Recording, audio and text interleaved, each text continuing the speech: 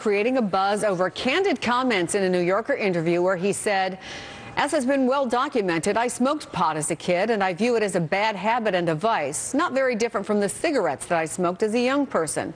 I don't think it is more dangerous than alcohol." I want to bring in Democratic pollster Margie Omero and Republican strategist Chip Saltzman. Good morning. Good morning. Good morning. Chip, I wonder if you're surprised he's speaking so frankly. I mean, he has admitted this before, but he's kind of going to that next step about a drug that's been prohibited for, I guess, almost 100 years. And I wonder if you think it's going to impact what seem to be already changing attitudes.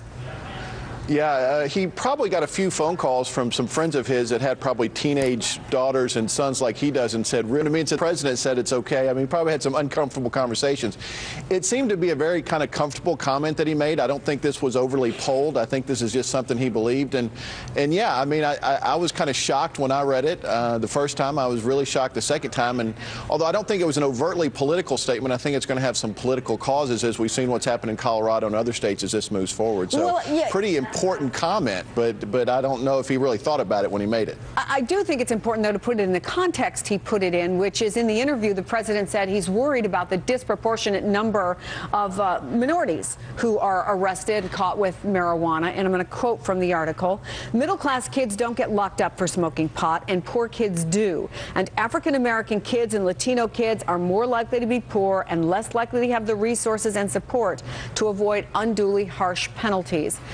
Margie, do you think that inequity, if nothing else, that this raises that conversation?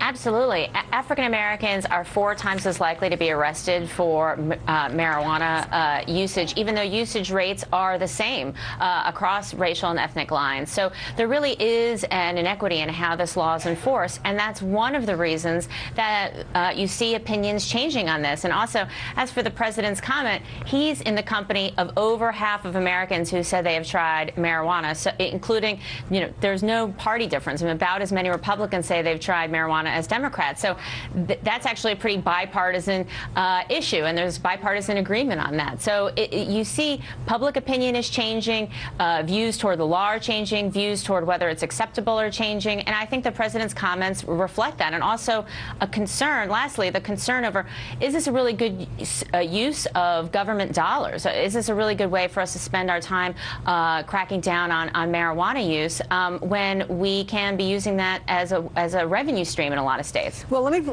read to you what Diana DeGette, who really pushed for this change in Colorado, had to say about it in a tweet last week. "It was a big week in Colorado. Across the state, recreational marijuana was sold for the first time, and guess what?